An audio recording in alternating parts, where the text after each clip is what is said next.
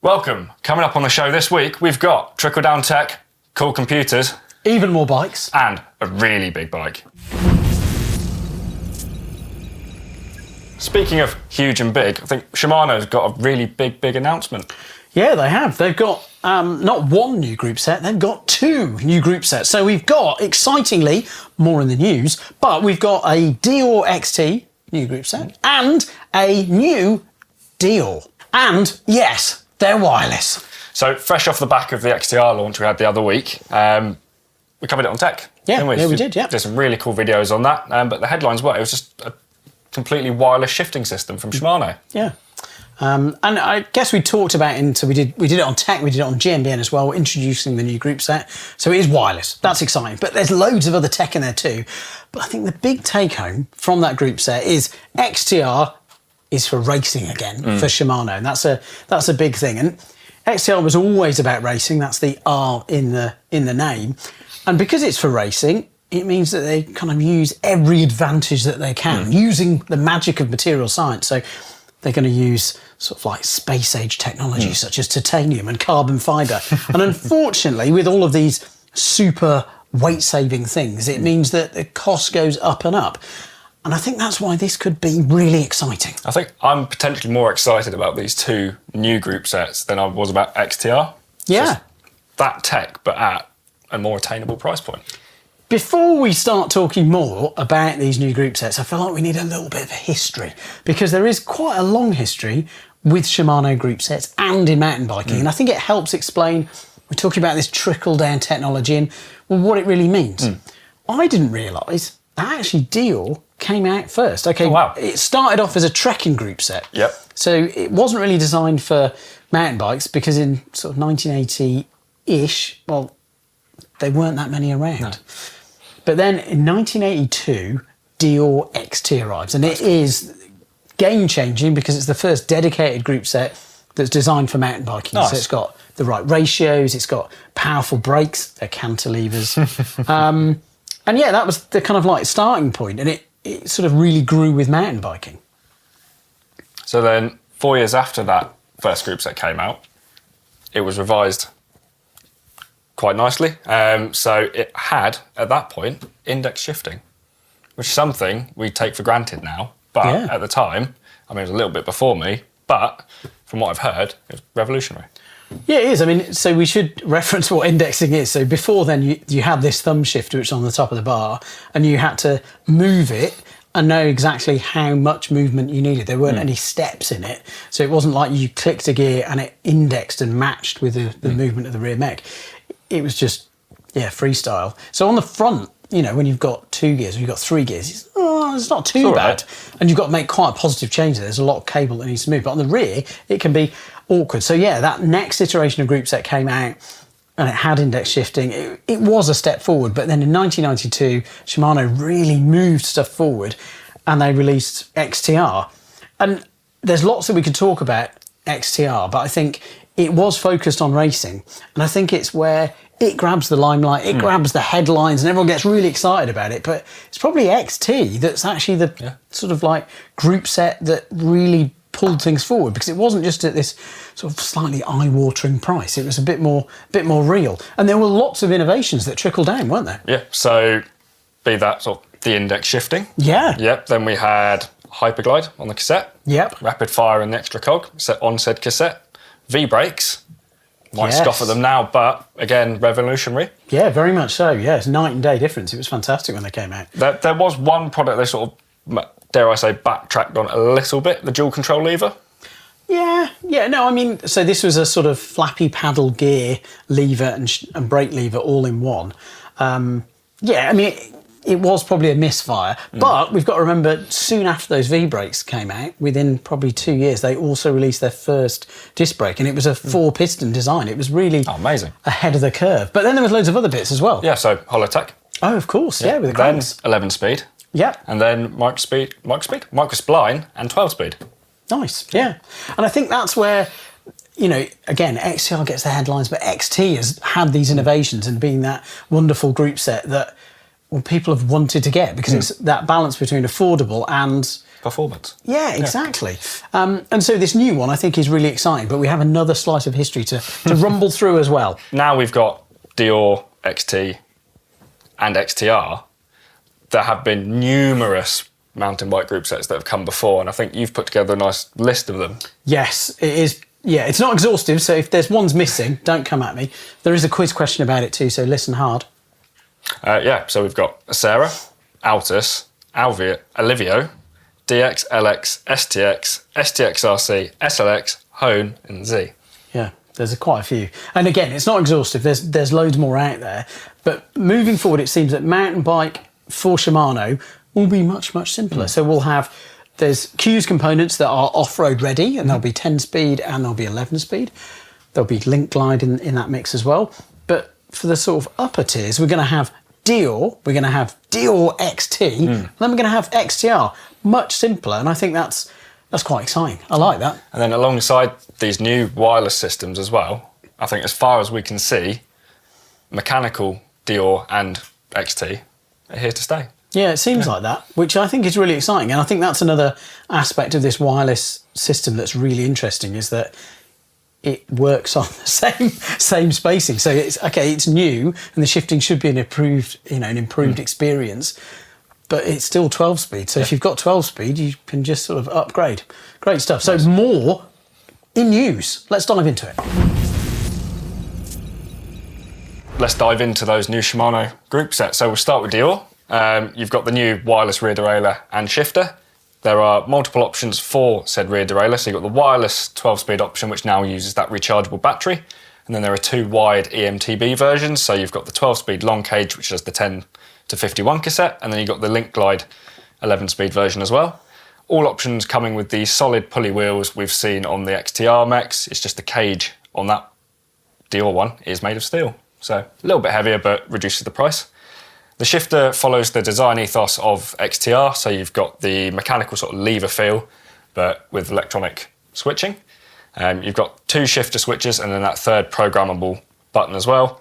And then you are looking at around sort of £570 for the drivetrain upgrade kit on that. And then, like we were saying, you can sort of chop and change it with your existing Deore as well. Yeah. And then there's Deore XT. So we've got a long cage, which is for the 1051 cassette. We've got a mid cage, or short cage effectively, for the 945. And the cage on these XT rear mechs is alloy, so it should save a little bit of weight over the Deore, but it's not the blingy carbon that you get on the XTR. There's two wired-in e-bike versions as well, or EMTB ones. So there's an 11-speed Link Glide one, and then there's a 12-speed Hyperglide one. So we've got the two different cassettes, which I think is worth noting. So whereas XTR have got it for a race product, they've actually brought it down to XT as well. So we've got a 945 cassette, and then we've got a 1051. You might be wondering why they're different ones. The smaller one is so that you can reduce the size of your chainring. So you're going to save weight on having a smaller cassette, having less chain because, well, it doesn't need to reach around as far.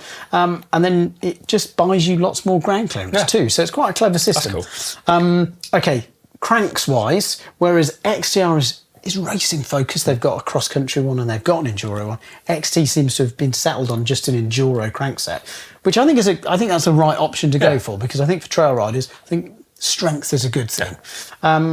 So yeah, 176 Q factor, 55mm chain line, and you've got four lengths: 160, 165, 170, and 175. And chain rings run from a 28 tooth all the way up to 36. And whereas Deore, it seems like it just runs at the moment on the current products that are out there for brakes. There are new brakes for Deore XT. So it uses a lever setup that looks pretty similar to the XT. I guess it was the Enduro one, previously known as the Trail, but now it's Enduro. And there's a 4-piston version. There's a 2-piston caliper as well in flat mount and post mount. And they're designed to work with that new low viscosity fluid. So it sounds like it's, like what you want from XT, which is all the good stuff, but trickle down to be slightly cheaper. So the lever design is quite different as well. So there's this kind of like change of angle. The pivot placement is quite different as well. So it should all be a little bit nicer on the trail. Okay, there's jazzy words like ErgoFlow technology and servo wave, but effectively, it feels and should work much better. There's also, yes, hubs and wheels. Wow. So in 29 and 275, they've got a 30mm internal. The Shimano wheels are built with a 28 spoke, and you've got 1,874 grams in 275 or 1983 grams for 29M. Both of them cost around £500, but you can get the individual wheels separately, should you so wish. So you want to do mixed wheel size, you can. And the hubs are available as well. So yeah, in 28 hole and 32 hole. And I think the bigger thing about that is that the hubs have got cartridge bearings. Nice. Yes, so it should be easy to fix. Okay, pricing, what have we got? So for the full enduro group set, we are looking at £1,425, €1,805. No, sorry, $1,805 or €1,300 for that. Okay. Breaking that down, you're looking at £400, $265. Euros is to be confirmed. That's for the brake upgrade kit, which includes levers, calipers and hoses. And then if you just want the shift kit upgrade, you are looking at £650 for that, which is the shifter, mech, charger and battery. And like I said, that works with current Shimano 12-speed, which is proper cool. Group set weight for, I guess, the enduro group set. That's with rotors, long cage, big cassette, 170 cranks and a 32-tooth chainring, is 2,713 grams. Nice. Very I'm nice. impressed. I'm really excited by that. I think you're right that when you're kind of talking about how XTR grabs the headlines, it is more exciting, this group set. It might not seem it because it's sort of like a bit dull and a bit black, but yeah, for other people. Very cool. But that's our thoughts. What are your thoughts? Are you excited by Deore and Deore XT being wireless? Let us know in the comments down below. Shifting along, Oh, clever. more Like it. news. Just clicking So- through. Very good.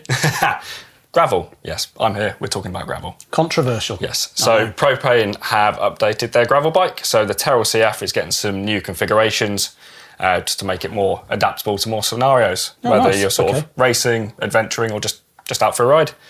You've got a new endurance build kit, which uses Shimano's GRX RX 825 Di2 group set, which is the 2x Di2.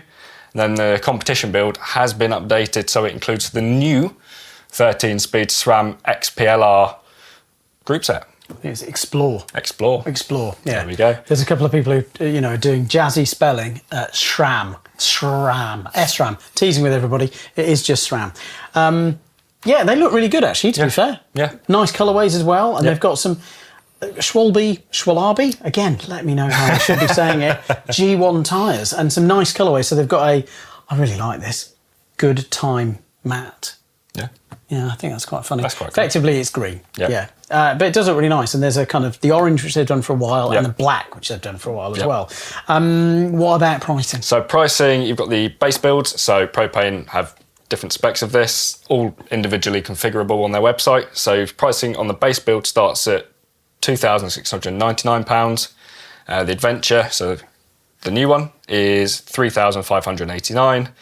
The Trail, which features the RockShox Rudy, that mixed group set of the sort of mountain bike, rear mech and the road shifters, that is £4,199. And then the competition build with that new SRAM group set is £4,999. Claimed weight of 8.05 kilos, and I guess that's on the competition spec. Frame only available from £1,799. Oh yeah, some nice options. And there's more bike options because Canyon have got a new stitched. Nice. Yeah, so this is their, dirt jump bike. To me it is. I guess it's like a pump track bike as well. It's got Canyon's own brakes, which seem pretty good. Blake's ridden it on GMBN, so go and have a watch of that. And yeah, pricing is from, is this correct? €1,099. Yeah. That seems really good. Yeah.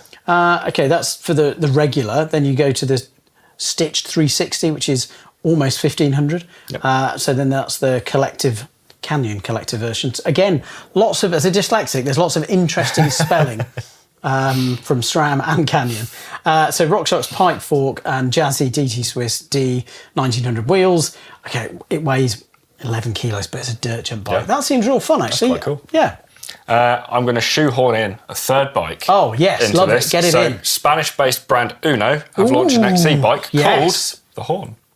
The Horn, right. See what I did yeah, there? cool. Okay. So you got 120mm travel on the front, 110 on the rear, opting for a flex stay rear end. So Interesting. not having bearings and hardware there just to reduce weight. They say it's got a neutral anti-squat in a fully open position. So yeah, super traction and pedaling efficiency. Yeah. And then it's got a specifically tuned shock that ramps up for avoiding nasty bottom outs. Frame set only is €3,195, and then you've got full builds ranging from 7,095 all the way up to 14,095 euros, and it's available in 3 sizes. Yeah, Uno is a very interesting brand. Cesar Rojo, who used to race downhill for quite a few teams, including Global. He's the sort of nerd, for want of a better word, behind Uno. And I think what's interesting about them is they're also made in Spain. So I think their lab is in Barcelona. That's cool. Fun stuff. More fun stuff and more nerdy stuff. Garmin Edge, MTB. Yeah. That's exciting. It is. So for the first time, Garmin have made an MTB specific or orientated head unit. That is interesting, because I've used the Garmin for decades and I've never really thought, it still works like I've got a mountain bike setting on it, so it's fine. It's had all the cool features that tells you you've done a nice jump and... Yeah, but now there's more. But there's a lot more with this new one. So, Gorilla Glass on the screen.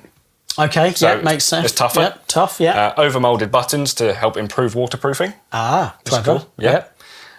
You've got 32 gig of internal storage and a claimed battery life of 14 hours. That is a long ride. Yep, very long ride. Yep. Still got instant detection, Okay. which is really good. Yep. Fork sight, so using trail forks info, Oh. it will load up information of the trail you're about to drop into. Wow. So you know elevation, distance, difficulty, and conditions, which is really cool. I mean, all of that seems good, but Garmin's are great, but where you ride and the trail, sometimes single track can be exceedingly single. So is this got more in it to help you find the right single track? Yes, so dare I say, this is probably one of the headline features of this new head unit. So the descents now are recorded at 5 hertz. So it's got a 5 hertz GPS rate instead of the 1 hertz they've previously used. And basically it means it plots your position much more, 5 times more accurately. Okay, yep. With that, pairing it with a timing gate system that is now built into the head unit. Oh. So if you're doing a track walk, you can walk down. Oh, and effectively set your own sort of segments. Yep. And it'll flash up green or red depending if you're up or down on your time. Gee, okay, that is fun. It's proper. So you can do line comparisons. Yeah. With that new 5 hertz system. Really cool. And then what's also really cool for the first time, it comes with a top tube mount. So it straps around that. Okay, yeah. And then if you're not into that, it's got a tool mount as well that uses your bottle cage bosses. Oh, So okay, nice. if you are fitting it on a bike that's got room for a top tube bag, bolt it on there, or every bike will just strap around the top. Yeah, nice. Very good. Okay, kind of related to the kind of faster downhill folk, Fox have got a new helmet. Oh, cool. So they've got a new iteration of their Rampage RS, and I actually saw it in Leogang. So, here's some nice video of me and Leogang talking about a nice helmet. Here is Asa Vermette's helmet. You might be thinking, well, that's really nice, Owen. Is there anything interesting about it? Actually, this is a new helmet from Fox. It's the Rampage RS, and it's not really out yet. But I've got my hands on one, and there's lots of clever details, including a MIPS slide layer, which uses 2 density materials, so one on the sort of inner shell, and there's an internal secondary shell, so they slide between each other to help reduce any impacts, and also manage that kind of brain rotation that MIPS is meant to be very good at. Lots of other features, including very aerodynamic and also quite lightweight. There's a lot of safety packed into it too, because this front chin guard has been tested actually to automotive or more like motocross standards, so much higher than other helmets have been tested previously. I'm going to throw to the office because we've got loads of specs here, but fascinating helmet. Well, that was really good. Very cool. So essentially, this isn't out yet. It's secret, but it's already won 3 World Cups. So Tiny Seagrave has won a couple. Some Jackson kid, Goldstone, who's very quick. Lots of sizes. So there's extra small to extra large. It's lighter, 5% more aerodynamic. I've got to say 5% more aerodynamic. It's not the gains that I'm looking for. It's good that it's there, though, because times at World Cups are really fast. But I think for me, what's most interesting is that from, well, A, wanting to keep their riders safe, but also conversations that help everybody. This helmet is designed to be more safer. Nice. And some of it is that they've realised that the speeds that downhill races are doing it's getting higher and higher. And that means that the standards that helmets are being tested to are maybe not necessarily in the ballpark. So Fox have lent into their sort of Moto MX side and gone, okay, how can we make this helmet better? So not only have they moved to the EMTB standard helmet standard to test it. So that's the Catcherley NTA 8876, which means it's like a higher standard of speeds, the overall speed that's going to be tested to. It's also, they've designed the chin guard to moto standards. So the rest of the helmet is not to motocross levels, but the chin guard is. Yeah. And to get to this, they've used a MIPS Integra split. Oof. It's, unless you see the helmet, it's kind of hard to understand, but essentially inside the helmet, there's sort of like a mini helmet in a helmet. And it means that there's a slide layer between all of these parts. So it's like MIPS, so it will slide around.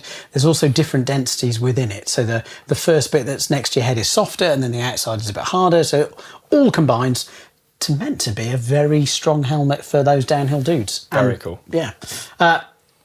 Pricing, it's not out yet. Out soonish, but we're told pricing is going to start at around $700 US, which is spendy, but there's two colours, extra hardware, thicker cheek pads, and again, there's a lot of sizes. So interesting options to look out for. Very cool. And, well, one of our partners, Crank Brothers, have got a new Oil Slick Edition pedal. Oil Slick is back. This is really exciting. It was very popular, Oil Slick, and I think the Stamp 7, which is the kind of classic flat that we use here at GMBN, it's back. So all the things that you'd want from a flat pedal. So it's really slim. It's got loads of adjustable pins. It's got premium seals and bearings, which Crank Brothers are known for. Available in large and small. Yep, comes in at $209. That's cool. Excellent. Very good. And then Physique shoes. Oh, nice. Yep. So we've got the Aeroweave X. So if you're familiar with their road line of shoes, you'll know about their power strap, but this now goes off-road as well. Nice. So it's a limited edition shoe, so hurry. But it's the second generation of Aeroweave to increase ventilation and reduce weight. So this is done by interlacing filaments of thermoplastic polymers and nylon fibres. Yeah, so unless you've seen it, and we're showing you a picture on screen now, it's like the upper is woven, and I think the original logic was to make a really light, breathable road shoe. And from what I've heard from people at Physique is that there was so much demand of some of the roadies that are doing these longer distance mountain bike races and longer distance gravel races of a really breathable shoe. Looking at you, Lackey Morton, that they went, crap, we've got to make one with a knobbly sole. So now it's available for everybody, which is ace. Yeah. Really cool about it. So it comes in half sizes from European sizes 37 through to 47, and then on either side of that you got a small EU36, and then at the larger end an EU48, and then pricing is at $350 or €330. Nice, there you go. Look for those on Fast People. And finally, we've got another bike, because we've had lots of big news. Now it's time for a big bike. What have we got? Very big bike, so the Dirty Sixer. Oh, very good, So the Big Wheel brand have launched the first production 32-inch wheeled trail hardtail. Ooh, interesting. So available in sizes starting at XL through to triple XL. So it's aimed at the bigger rider. Yep. So this might be one for Connor. But it's an exercise in making use of the 32-inch wheels efficiencies. Just imagine the jump from 26 to 29, but even bigger. Yeah, no, very good. Okay, so we've got aluminium frame, we've got a single crown fork. Yep. Cool, it's the inverted one from Ren. Yep. So that means we've got big tyre clearance. Yep. Interesting. Is this tandem space? No, fat bike spacing. So all of it makes sense, but bigger wheels need more bracing is the logic from Dirty Sixer. Yep. So the front's 150 width with a 15mm axle, and the rear is a whopping 197. So that is huge, but it makes sense for the extra triangulation. Right, pricing for the full bike, it's actually quite reasonable, $6,499. Yeah, that's with a deposit and crowdfunding. So yeah, that's quite good. Very cool. Yeah, but is that the first production 32-inch bike? Must be, I think. Is there going to be more? Maybe later this week. Maybe a huge cross-country team is going to ride one. Maybe. I'll have to find out. Quiz time. Love quiz time. What have we got? So last week we asked what was the first product in cycling to make use of the constantly variable transmission, also known as CVT. Actually correctly answered by quite a few of you. Well done. Yeah. So the answer is the Enviolo Navinci N171, although at that point CVT wasn't really new because apparently some fella called Leonardo da Vinci conceptualised it back in 1490. Yeah, there you go. You think something's new and some old bloke from Italy has made it already. Wild. Okay, we talked about that huge range of Shimano off-road group sets. One stands out for me because it was on my first bike. It was STX. Oof.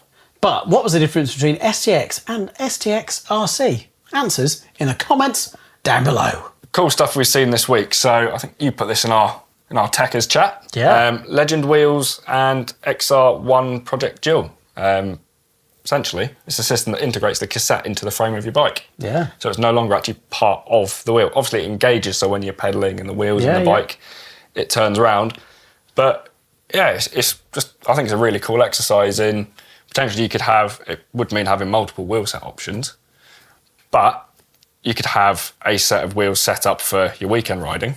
Yeah. Literally pull the wheel out, put another one in for your commuting, not have to worry about changing tyres. Yeah. I mean, for me, I think for racing, I think it'd be really good because effectively, like a cassette, all of the adjustment, it's there. It's there already. You haven't got a faff with, lifting your derailleur out of the way and, Yeah, but there's a bonus question actually here, if you really concentrate. Is this brand new or did some other brand come up with this earlier on, maybe in the 80s? Let me know for bonus points in the comments below. And less cool stuff. Possibly the longest running sponsorship program in the history of action sports. Hans Ray is unfortunately officially off GT. We'll be watching very closely to see where Ray ends up next, because hopefully that brand can just tap into the legend that is Hans Ray. He's amazing. Now it's time for hashtag AskGMBNTech. So from @Jeremiah_927, we've got, hi guys, the Vittoria tyre pressure tool you showed is great. I'm new to tubeless and starting to play with pressures. I've been conservative because my rims are 23mm internal diameter. Does having such an internal diameter mean I should stay away from the lower but recommended pressures? To be specific, I'm running a 27.5 by 2.35 inch Barzo Mezcal with an insert in the back since it's an XC hardtail, and it says I can run 20.5 psi in the front and then in the rear 21.3. Today he's only gone down to 27 psi. Great question. So effectively, yes, there's a link between how wide your rim is. This internal dimension is the one that matters because that's where it holds the beads, and sort of what lower pressure you can run.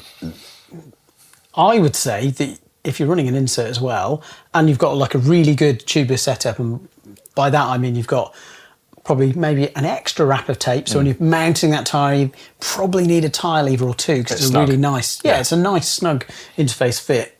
Then go for it, because the problems that you might have at lower pressures, potentially more so with a narrow rim, but 23mm is it's all right. Yeah. It's not super wild. If you went up to a 2.6 tyre, because you've got even bigger tyre carcass, and then you're trying to squeeze in the tyre bead, you're going to have more of a light bulb shape if you think of a cross section of the tyre, and then you can have more instability, so you'd have to run a bit higher pressure. And that instability isn't so much that it rides horribly, that's part of it.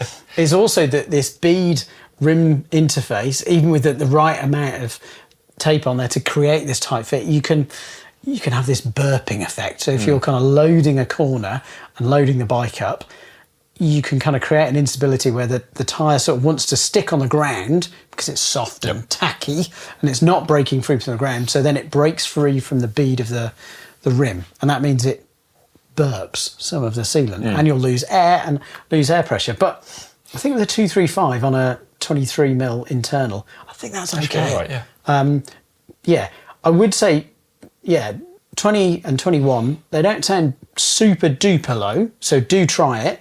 Double check that your rim sort of it doesn't have a limit as well, because that would be the other factor. But yeah, enjoy, have fun. Let us know how you get on. Time for your comments. Now, we love reading your comments under the shows, under the other videos we put out. So yeah, join in the conversation down below. Yeah, indeed. And we've got, our first one here from Energy 80. We'll say it's that. Yeah. This is all about, we're talking about quick ways of getting quickly out the door. Because, minimising faff, whether it's dark outside, or it's starting to get dark, or it's wonderfully light and bright like it is in the Northern Hemisphere at the moment, well, minimising the faff is very good. And with that, there's this tip, which is using a tote bag or similar to keep everything together. Great idea, like it. Actually, he says mesh bag, so stuff doesn't get mildewy if you leave sweaty gear in it. That's very good. Or, just replace sweaty stuff. If you use clips, as in clip-in pedals, check the clips once in a while, and he's had the same issues you've had, which is where a clip has come loose, aka a cleat, and you can get sort of stuck in your bike. It's less than fun. And then next one we got at MTBSA. My tip for efficient exit out the front door is a mud bench for all my pads, helmet, shoes, hip pack, and whatever goes on my body before a bike ride. No running around the house. Very clever. Store it all in one place. Genius. Dean Shields 8031. Riding here is either leave at 5 AM or 9 PM. It's the only option because it's 40 or 50 C plus. In winter, it's still high 30s with insane humidity. Where are you, Dean? I'm very intrigued by these temperatures because if it's really hot, I was kind of like, well, it can't be. Maybe. Is it Florida? Well, maybe it's Florida. I was thinking it was somewhere like Arizona where you can ride. Stay hydrated. Very good point. Make sure your bladder is full on your backpack. Yeah. And in you. Last comment, we'll move on. From Dummer Arigato, D9N8. I literally just put my pants on and go. I assume you mean shorts, trousers as well, because that might be found in some parts of the world. Don't get back to us on that one. What are we looking forward to this week? So we've got a bike check with the Goat of XC. The Goat of XC. I feel like we've got more XC tech as well in terms of what happens in a tech zone. But if you like that, well, tune in and watch it. But the other thing is, if you've got comments on that new exciting Deore and Deore XT wireless group set, let us know. Are you excited? Are you going to be in the queue to buy it? Or actually, don't you give a tinker's cuss about wireless group sets and you like cables? Let us know.